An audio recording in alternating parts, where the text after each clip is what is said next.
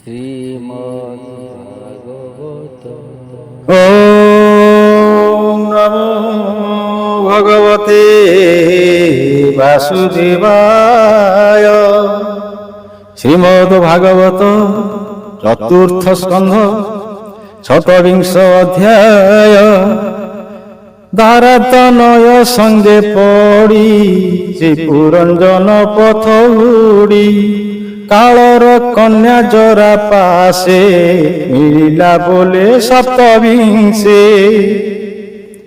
ନାରଦ ଉବାଚ କହନ୍ତି ବ୍ରହ୍ମାଙ୍କ ନନ୍ଦନ, ତଦନ୍ତେ ସେ ଯେ ପୁରଞ୍ଜନ। ଅନେକ ମତେ ପ୍ରବୋଧିଲା, ରାଣୀର ମାନ ଦୂର କଲା। ପ୍ରସନ୍ନ ବଦନେ ସୁନ୍ଦରୀ, ସ୍ନାନ ମାର୍ଜନା ବେଗେ କରି। କୁଙ୍କୁମ କସ୍ତୁରୀ ଲଗାଇ, ସୁବାସ ଜଳେ ଅଙ୍ଗ ଧୋଇ। କଜଳ ସିନ୍ଦୁର ମଣ୍ଡିଲା, ସୁଦିବ୍ୟ ବସନ ପିନ୍ଧିଲା। ସୁଗନ୍ଧ ପୁଷ୍ପ ମାଳା ଦେଇ, କବରୀ ବାନ୍ଧିଲା ସଜାଇ।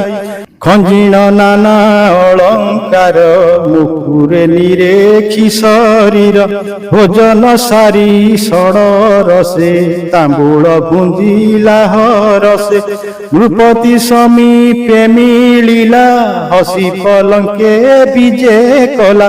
ସେ କାମ ବିକାରେ ରାଜନ, ରାଣୀ କି କଲା ଆଲିଙ୍ଗନ। ବିବିଧ ସକାମ ବିକାରେ, ହାସ କଟାକ୍ଷ ମନୋହରେ। ଏକାନ୍ତ ରତି ରସ ସଙ୍ଗେ, ସେ ପୁରଞ୍ଜନ ରାଣୀ ସଙ୍ଗେ। ରାତ୍ର ଦିବସ ନ ଜାଣିଲା, ଅଜ୍ଞାନ ମୋହି ନିମଜ୍ଜିଲା। ସେ କାମ ଭୋଗେଣ ନୃପତି, କୁଟିଣ ଶ୍ରମ ହେଲା ଅତି। ଉପଧି କରି ପତ୍ନୀ କର, ସୁଖେ ଶୋଇଲା ନୃପବର। ପଲଙ୍କେ ସୁଖେ ନିଦ୍ରା ଗଲା, ସେ କାଳ ଗତି ନ ଜାଣିଲା। ଅଜ୍ଞାନେ ସ୍ତ୍ରୀ ବସେ ରତ, ନ ଦେଲା ଜ୍ଞାନ ମାର୍ଗେ ଚିତ।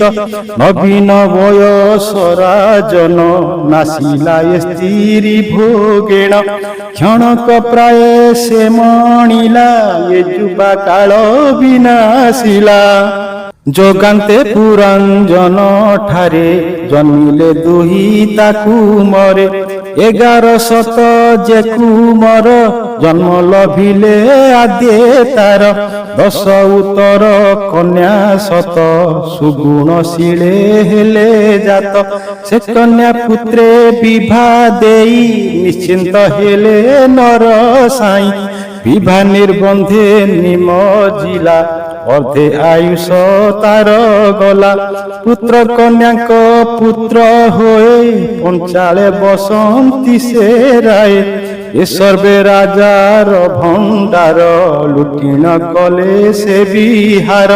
ବିଷୟ ମମତା ବଢ଼ାଇ, ବନ୍ଦୀ ହୋଇଲା ନର ସାଇ। ତଦନ୍ତେ ଘୋର ଯଜ୍ଞ କଲା, ଅନେକ ପଶୁଙ୍କୁ ବଧିଲା। ଦେବତା ପିତୃ ଭୂତପତି, ସେ ଯଜ୍ଞ ପୂଜିଲା ନୃପତି। ଯେ ରୂପେ ତୁମ୍ଭେ ହେରାଜନ, କରୁଛ ଘୋର ଯଜ୍ଞ ମାନ। ସେ ରୂପେ ପୁରଞ୍ଜନ ରାଏ, ଅନେକ ପଶୁ କଲା କ୍ଷୟ। ବିଷୟ ଜଡ଼େ ଉନ୍ମତ, କୁଟୁମ୍ବେ ବନ୍ଦୀ କଲା ଚିତ। ତଦନ୍ତେ ପ୍ରବେଶିଲା କାଳ, ଯେ ହରେ ପ୍ରାଣୀ ଆୟୁର୍ବଳ। ତାହାର ନାମ ଚଣ୍ଡ ବେଗ, ଗନ୍ଧର୍ବ ରାଜ୍ୟ କରେ ଭୋଗ। ଗନ୍ଧର୍ବ ମାନଙ୍କର ପତି, ଅତି ପ୍ରଚଣ୍ଡ ତାର ଗତି। 360 ତା ପ୍ରମାଣ, ଗନ୍ଧର୍ବେ ଅତି ବଳବାନ। ମିଥୁନ ଭାବେ କରି ସ୍ଥିତି, ଏତେ ଗନ୍ଧର୍ବୀ ତହିଁ ଥାନ୍ତି। ଗନ୍ଧର୍ବ ଗନ୍ଧର୍ବୀ ପ୍ରବଳ, କେ କୃଷ୍ଣ କେ ବାସୁକଳ। ଏ ସର୍ବେ ଚଣ୍ଡ ବେଗଙ୍କର, ଅଟନ୍ତି ତାଙ୍କ ଅନୁଚର। ସେ ଚଣ୍ଡ ବେଗ ଆଜ୍ଞା ପାଇ, ବେଢ଼ିଲେ ରାଜା ପୁରେ ଯାଇ। ସେ ପୁରଞ୍ଜନ ଦିବ୍ୟ ପୁରୀ ଗନ୍ଧର୍ବେ ବଳେ ଲୁଟି କରି ସେ ନଗ୍ରେ ସେନାପତି ଏକ ରକ୍ଷଣେ ଥିଲା ସେ ଅଧ୍ୟକ୍ଷ ତାହାର ନାମ ପ୍ରଜାଗର ସେ ବେଗେ ମିଳିଲା ଗର ତାଙ୍କୁ ମାରି ଘଉଡ଼ିଲା ଅନେକ ଘୋର ଯୁଦ୍ଧ କଲା ସେ ଶତ ସମ୍ବତ୍ସର ନିତେ ଯୁଝିଲା ଗନ୍ଧର୍ବ ସଙ୍ଗତେ ଗନ୍ଧର୍ବେ ଅତି ବଳବାନ ତାହାକୁ ମାରି করে ক্ষীণ হুয়ন্তে প্রজাগর ঘোর চিন্তায় নৃপবর সে পুরবাসী যেতে থিলে সে সর্বে আকুলে শোচিলে আনে যে ন পারন্তি যাই দুঃখের দন্তি ক্ষোভ পাই সে নগ্রে নৃপ পুরঞ্জন সঙ্গতে ঘেনি প্রজাগণ পাঞ্চাল দেশে নানা দুঃখ তেণু গুঞ্জিলা অবিবেক পত্নী বসরে দিন গলা অল্প সুখে নিমজিলা নকলা সে ভয়ে বিচার এণু হইলা দুঃখ ঘোর প্রাচীন বহি কুনারদ কহিলে অপূর্ব সম্বাদ কাଳର କନ୍ୟା ଏକ ଥିଲା ତାହାକୁ କେହି ନ ବରିଲା ଏ ତିନି ଲୋକେ ସେ ଭ୍ରମଇ ଡରେ କେ ତାକୁ ବିଭା ନହି ସେ ଯାରେ ବର ଇଚ୍ଛା କରେ ସେ ଦେଖି କମ୍ପେ ଥର ହରେ ସେ ସର୍ବଭାଗ୍ୟର ଧାମ ଏଣୁ ଦୁର୍ବାଗା ତାର ନାମ ସେ କନ୍ୟା ପୂର୍ବେ ଏକ କାଳେ ଯଜାତି ବଳେ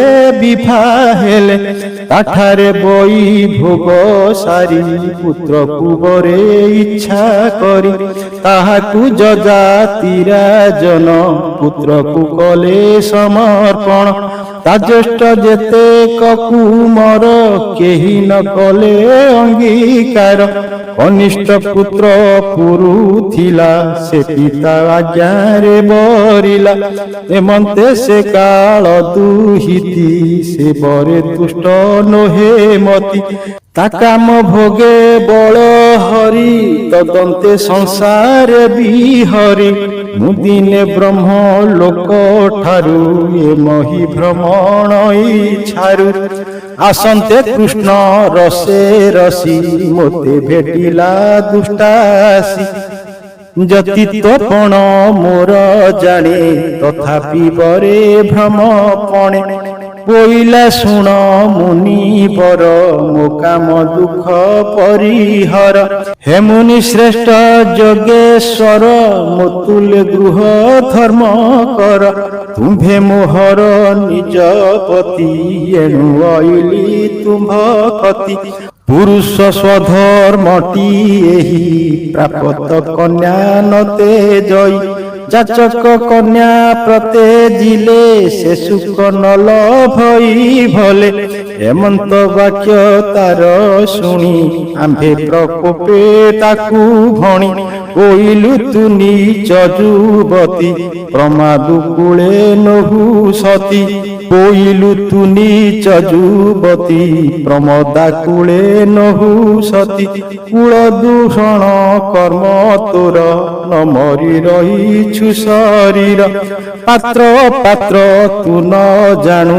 ଦୂଷଣ କଥା କେତେ ଭଣୁ ଶୁଣ ତୁଲୋ ମୂଢ଼ ଜ୍ଞାନୀ ଆମ୍ଭେ ଯେ ଅଟୁ ବ୍ରହ୍ମ ଜ୍ଞାନୀ ଗୃହସ୍ଥ ଧର୍ମ ଆମ୍ଭ ନାହିଁ ତୋର ଚରଣ ରକ୍ଷା କାହିଁ ତୋହର ବରେ ଯେବେ ଇଚ୍ଛା କହିବା ପୁରୀବ ତୋ ବାଞ୍ଛା ଯବନ ମାନଙ୍କ ଈଶ୍ୱର ତୁ ଯାଇ ବେଗେ ତାକୁ ବର ଯେ କାମ ଭୋଗେ ତୋର ଇଚ୍ଛା ସେ ତୋର ପୁରାଇବେ ବାଞ୍ଛା ତା ଶୁଣି ବିମୁଖେ ତରୁଣୀ ସେ କୋପେ ମୋତେ ସାପ ଭଣି ବୋଇଲା ଶୁଣ ମୁନି ବର ମୋ ପ୍ରୀତି ଆଶା କଲୁ ଦୂର ତୁ ଏକ ଠାବେ ନ ରହିବୁ ଜୀବନ୍ତେ ଯେତେ କାଳ ଥିବୁ ବ୍ରାହ୍ମଣ ମଧ୍ୟେ ସ୍ଥାନ ଯେତେ ଭ୍ରମଣ କରୁଥିବୁ ନିତେ କାହିଁ ତୁ ନ ଲଭିବୁ ସୁଖ ଭୋଗାଦି ନାମେଣ ବିମୁଖ ଏ ଘୋର ସାପ ମୋତେ ଦେଇ ବରିଲା ଭୟ ପତି ଯାଇ ହୋ ଦେବ ଯବନ ଈଶ୍ୱର ତୁ ବୀର ବଳେ ବଳିଆନ ଏଣୁ ବରିଲି ମୁହିଁ ତୋତେ ମୋର ବିନୟ ଘେନ ଚିତେ ତୁମ୍ଭକୁ ଯେ ମାଗଇ ଯାହା ବିନାଶ ନୋହେ କାମ ତାହା ଶୁଣ ଯବନ ଅଧିପତି ଏବେ ନିଲୋକେ ଶିଶୁମତି ଯେ ଲୋକ ଶାସ୍ତ୍ରର ଉକତ ଦ୍ରବ୍ୟ ହୋଇଲେ ଉପଗତ ଯାଚକ ଜନେ ତାନ ଦେଇ ଅଥବା ଦେଲେ ନଘେ ନଈ ଏବେ ଶିଶୁ ସଙ୍ଗେ ସରି ଏଣୁ ତାହାକୁ ଶୋକ କରି ତୁମ୍ଭେ ଦୟାଳୁ ସୁରବନ୍ତ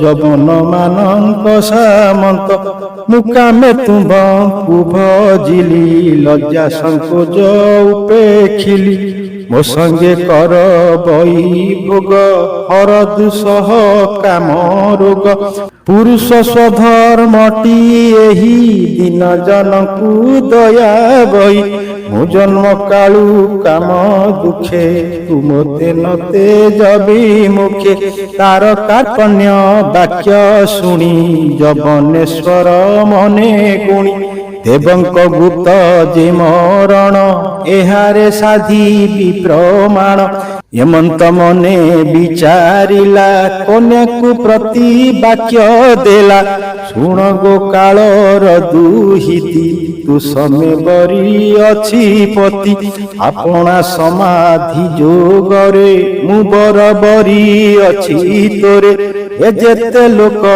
ବୃନ୍ଦ ଅଛନ୍ତି ତୋର ସମୀପେ ନଗ ଅଛନ୍ତି ତୋ ରୂପ ଦେଖି ଅମଙ୍ଗଳ ଡରନ୍ତି ଏ ଲୋକ ସକଳ ତୁଜେ ଅଲକ୍ଷ୍ୟ ଗତି ଧରି ଏହାକୁ ଭୋଗ କର ବରି ଏକାକୀ ବୋଲି ଭୟ ଯେବେ ମୋ ସେନା ସଙ୍ଗେ ନିୟ ତେବେ ଏମନ୍ତେ ପ୍ରଜାଙ୍କୁ ବିନାଶ ଏ ସର୍ବେ ହନ୍ତୁ ତୋର ବସ ମୋହର ଭାଇ ଯେ ପ୍ରଜ୍ୱର ତୁ ଭଗ୍ନି ହେବୁ ଯେ ମୋହର ଏକତେ ଭାଇ ଭଗ୍ନି ଥିବ ମୋ ସେନା ଗଣ ସଙ୍ଗେ ନେବ ଲୋକେ ନ ଜାଣିବେ ତୋ ଗତି ଭ୍ରମଣ ଥିବୁ ଚଉକତି ଜୀବକୁ ଭୋଗ ଅନୁସାରେ ପିଡ଼ିବୁ ଲୋଭାଦି ବ୍ୟାଧିରେ ଏମନ୍ତ ଶିକ୍ଷା ତାକୁ ଦେଇ ଅଗ୍ରେ ପୋଷିଲା ଭଗ୍ନି ଭାଇ ଚତୁର୍ଥ ସ୍କନ୍ଧେ ଭାଗବତ ନାରଦ ପ୍ରାଚୀନ ଉକତ ଏ ପୁରଞ୍ଜନ ରଚରିତ ଭଣଇ ବିପ୍ର ଜଗନ୍ନାଥ।